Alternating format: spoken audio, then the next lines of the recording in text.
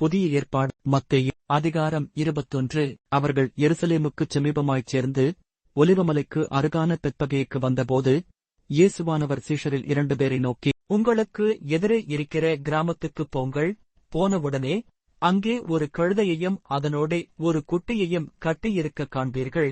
அவைகளை அவிழ்த்து என்னிடத்தில் கொண்டு வாருங்கள். ஒருவன் உங்களுக்கு ஏதாகிலும் சொன்னால், இவைகள் ஆண்டவருக்கு வேண்டுமென்று சொல்லுங்கள், உடனே அவைகளை அனுப்பிவிடுவான் என்று சொல்லி அவர்களை அனுப்பினார். இதோ, உன் ராஜா சாந்த குணமுள்ளவராய் கழுதையின் மேலும் கழுதைக்குட்டியாகிய மரியின் மேலும் ஏறிக்கொண்டு உன்னிடத்தில் வருகிறார் என்று சீயோன் குமாரத்திற்குச் சொல்லுங்கள் என்று தீர்க்கதரிசியினால் உரைக்கப்பட்டது நிறைவேறும்படி இதெல்லாம் நடந்தது.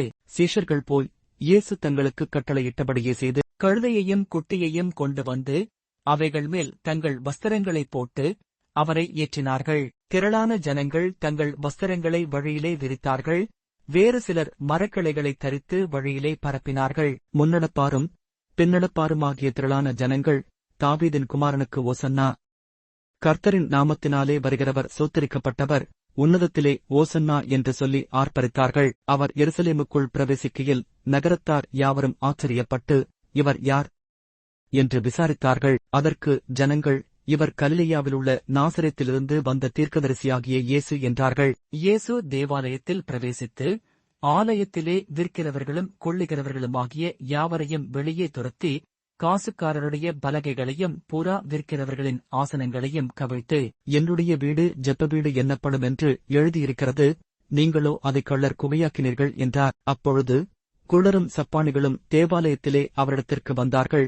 அவர்களைச் சுத்தமாக்கினார். அவர் செய்த அதிசயங்களையும், தாவீதின் குமாரனுக்கு ஓசன்னா என்று தேவாலயத்திலே ஆர்ப்பரிக்கிற பிள்ளைகளையும் பிரதான ஆசாரியரும் வேதபாரகரும் கண்டு கோபமடைந்து அவரை நோக்கி, இவர்கள் சொல்லுகிறதை கேட்கிறீரோ என்றார்கள். அதற்கு இயேசு, ஆம், கேட்கிறேன். குழந்தைகளுடைய வாயினாலும் பாலகருடைய வாயினாலும் துதி உண்டாகும்படி செய்தீர் என்பதை நீங்கள் ஒரு காலம் வாசிக்கவில்லையா என்றார். அவர்களை விட்டு நகரத்திலிருந்து புறப்பட்டு பெத்தானியாவுக்குப் போய் அங்கே தங்கினார். காலையிலே அவர் நகரத்துக்குத் திரும்பி வருகையில் அவருக்கு பசி உண்டாயிற்று. அப்பொழுது வழியருகே ஒரு அத்திமரத்தைக் கண்டு அதனிடத்திற்போய், அதிலே இலைகளையன்றி வேறொன்றையும் காணாமல், இனி ஒரு காலம் உன்னிடத்தில் கனி உண்டாகாதிருக்க கடவது என்றார். உடனே அத்திமரம் பட்டுப் போயிற்று. சீஷர்கள் அதைக் கண்டு, இந்த அத்திமரம் எத்தனை சீக்கிரமாய் பட்டுப் போயிற்று என்று சொல்லி ஆச்சரியப்பட்டார்கள். இயேசு அவர்களை நோக்கி, நீங்கள் சந்தேகப்படாமல் விசுவாசமுள்ளவர்களாயிருந்தால்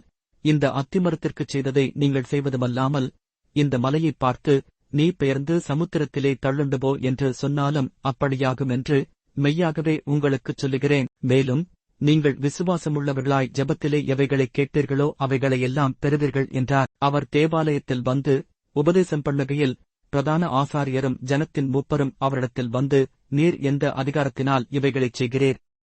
இந்த அதிகாரத்தை உமக்குக் கொடுத்தவர் யார் என்று கேட்டார்கள். இயேசு பிரதியுத்தரமாக, நானும் உங்களிடத்தில் ஒரு காரியத்தை கேட்கிறேன், அதை எனக்குச் சொல்லுவீர்களானால் நானும் இன்ன அதிகாரத்தினாலே இவைகளை செய்கிறேன் என்று உங்களுக்குச் சொல்லுவேன். யோவான் கொடுத்த சாணம் தேவனால் உண்டாயிற்றோ, மனுஷரால் உண்டாயிற்றோ, யாரால் உண்டாயிற்று என்று கேட்டார். அதற்கு அவர்கள், தேவனால் உண்டாயிற்றென்று சொல்வோமானால் பின்னை ஏன் அவனை விசுவாசிக்கவில்லை என்று நம்மை கேட்பார். மனுஷரால் உண்டாயிற்றென்று சொல்வோமானால் ஜனங்களுக்கு பயப்படுகிறோம், எல்லாரும் யோவானை தீர்க்கதரிசி என்று எண்ணுகிறார்களே என்று தங்களுக்குள்ளே ஆலோசனை பண்ணி இயேசுவுக்கு பிரதியுத்தரமாக, எங்களுக்கு தெரியாது என்றார்கள்.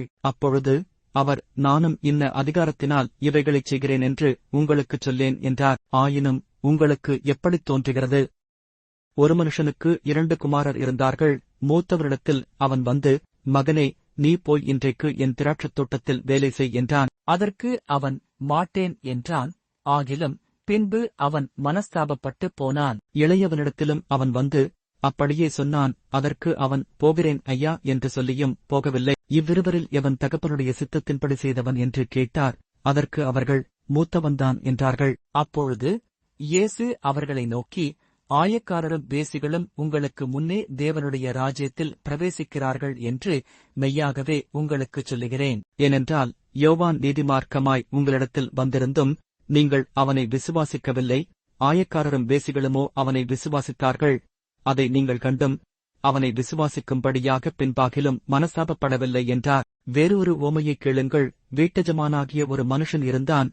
அவன் ஒரு திராட்சத் தோட்டத்தை உண்டாக்கி அதைச் சுற்றிலும் வேலியடைத்து அதில் ஒரு ஆலையை நாட்டி கோபுரத்தையும் கட்டி தோட்டக்காரருக்கு அதை குத்தகையாக விட்டு பிரதேசத்துக்குப் போயிருந்தான். கனிகாலம் சமீபித்தபோது அதன் கனிகளை வாங்கிக் கொண்டு வரும்படி தன் ஊழியக்காரரை தோட்டக்காரரிடத்தில் அனுப்பினான். தோட்டக்காரர் அந்த ஊழியக்காரரை பிடித்து ஒருவனை அடித்து ஒருவனைக் கொலை செய்து ஒருவனைக் கல்லெறிந்து கொன்றார்கள். பின்னும் அவன் முந்தினவர்களிலும் அதிகமான வேறே ஊழியக்காரரை அனுப்பினான்.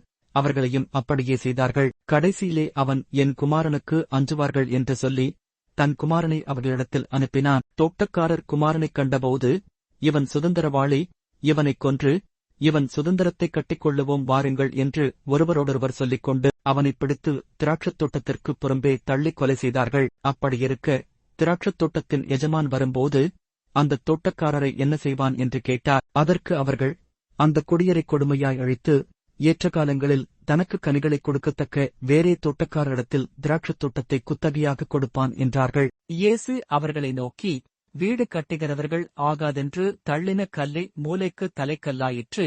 அது கர்த்தராலே ஆயிற்று. அது நம்முடைய கண்களுக்கு ஆச்சரியமாயிருக்கிறது என்று நீங்கள் வேதத்தில் ஒரு காலம் வாசிக்கவில்லையா? ஆகையால் தேவனுடைய ராஜ்யம் உங்களிடத்திலிருந்து நீக்கப்பட்டு அதற்கேற்ற கனிகளை தருகிற ஜனங்களுக்கு கொடுக்கப்படும். இந்தக் கல்லின் மேல் விழுகிறவன் நொறுங்கிப் போவான். இது எவன் மேல் விழுமோ அவனை நசுக்கிப் போடும் என்று நான் உங்களுக்குச் சொல்லுகிறேன் என்றார். பிரதான ஆசாரியரும் பரிசேயரும் அவருடைய உவமைகளைக் கேட்டு தங்களைக் குறித்துச் சொல்லுகிறார் என்று அறிந்து அவரை பிடிக்க வகை தேடினார்கள். ஆகிலும் ஜனங்கள் அவரை தீர்க்கதரிசி என்று எண்ணினபடியினால் அவர்களுக்கு பயந்திருந்தார்கள்.